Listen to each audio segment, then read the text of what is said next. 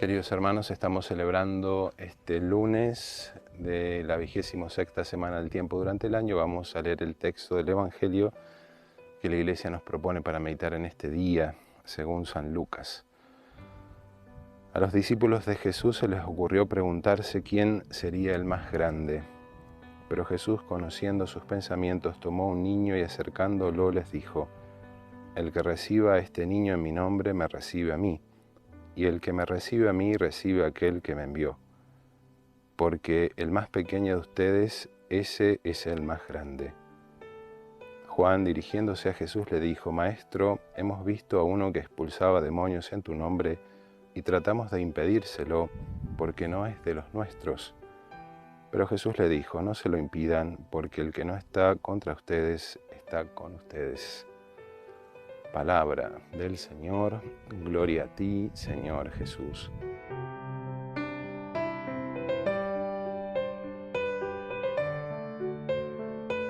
Queridos hermanos, el texto que acabamos de escuchar del Evangelio nos presenta este pasaje en el que podríamos dividirlo en dos partes. En primer lugar, Jesús habla de la infancia espiritual, de la infancia que tiene relación con nuestra vida de interioridad con el Señor.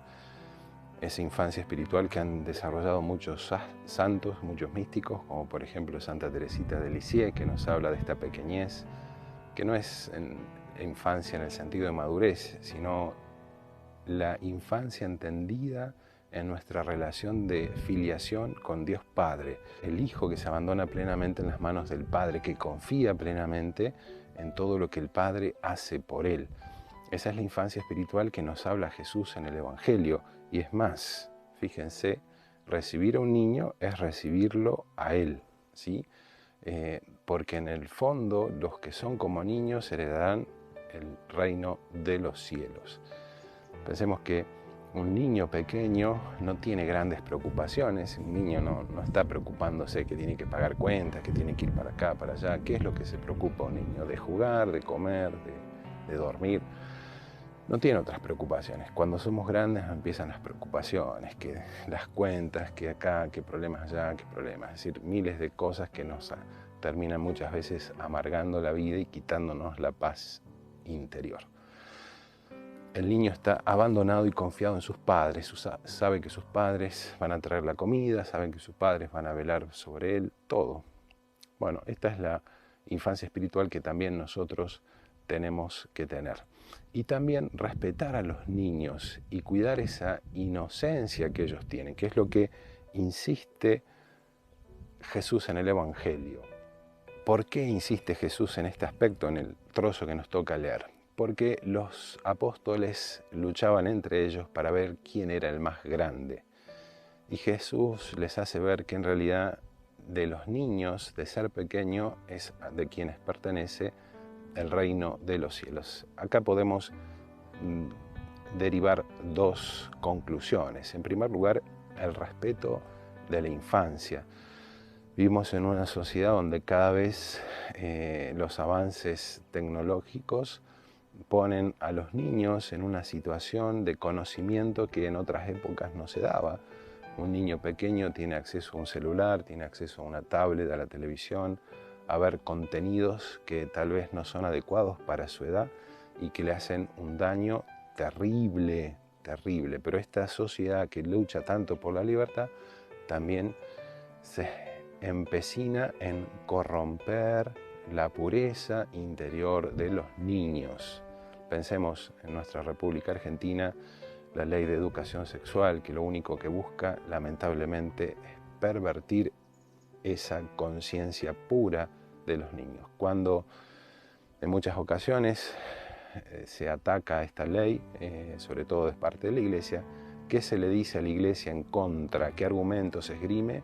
Bueno, la Iglesia, que habla tanto de los niños, son los primeros que los han pervertido con los abusos sexuales. Y sí, es cierto, es un mal terrible de la Iglesia, de algunos de sus miembros han realizado estos actos totalmente deplorables. Pero, en primer lugar, no son la mayoría de los sacerdotes.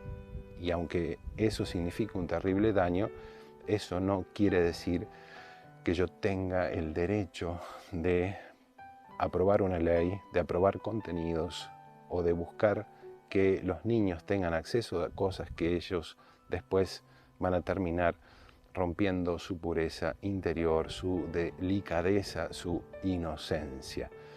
Y el segundo aspecto del Evangelio, es decir, por un lado el cuidar esta inocencia de los niños, el hacernos nosotros como niños, hacernos como pequeños, porque mientras más grandeza buscamos, en realidad más nos alejamos de Dios.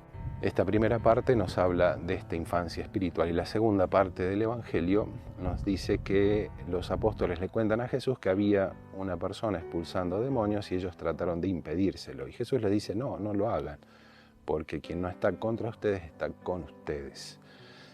Y esto también nos sirve mucho a nosotros, nos sirve mucho porque nos abre el panorama del mundo en el que vivimos, del mundo en cuanto a la sociedad en general, incluso en cuanto a la comunidad católica. Nuestra misión precisamente es llevar las almas a Cristo, pero ese llevar las almas a Cristo no se reduce solamente a mi movimiento, a mi parroquia, sino que estoy en una sociedad, en una comunidad eclesial mucho más grande, que es la iglesia, y formo parte de la iglesia. Y esa iglesia tiene muchísimos carismas. El saberlo ver sobrenaturalmente también nos ayuda mucho nosotros a comprender que tal vez otro está también trabajando por el reino de los cielos, aunque yo tal vez no lo comprenda o no entienda lo que está haciendo. Particularmente se nos invita, como dice Jesús, a tirar todos para un mismo lado, a saber que todos en el fondo estamos buscando la salvación de las almas y la mayor gloria de Dios. Hoy la Iglesia celebra a San Wenceslao, duque de Bohemia y ferviente cristiano. Nació en el 907 y murió en el 925. Era duque, cristiano fervoroso, y murió asesinado por su hermano a causa de la fe.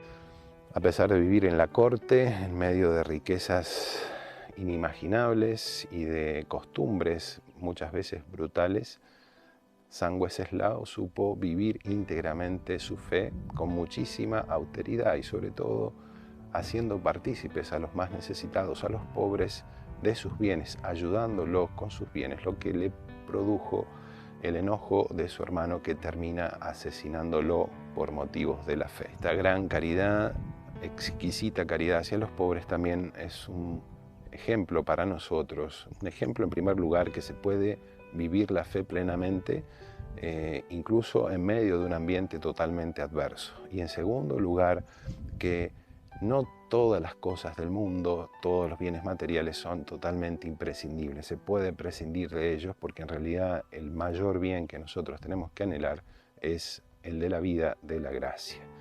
También junto a San Wenceslao, la Iglesia celebra a San Lorenzo Ruiz y compañeros mártires. Estos santos sembraron la fe en las Filipinas, en Taiwán y en Japón. Son los primeros que no solamente llevaron el Evangelio, sino que también terminaron testimoniando la fe de Cristo derramando su sangre por él.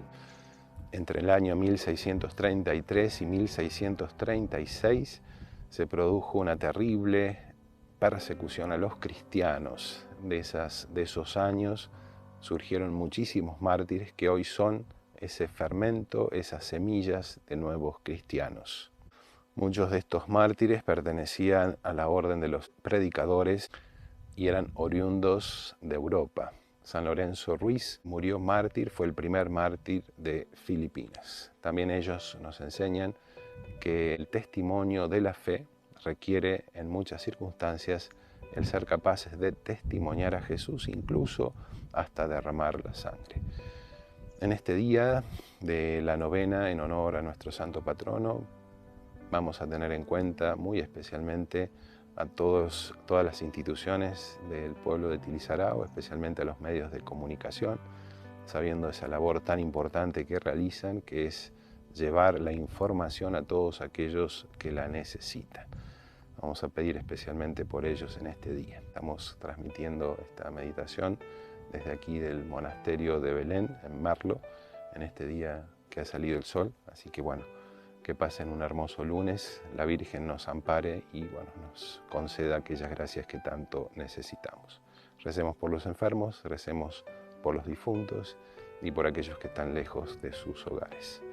Y la bendición de Dios Todopoderoso, Padre, Hijo y Espíritu Santo, descienda sobre ustedes y permanezca para siempre. Amén.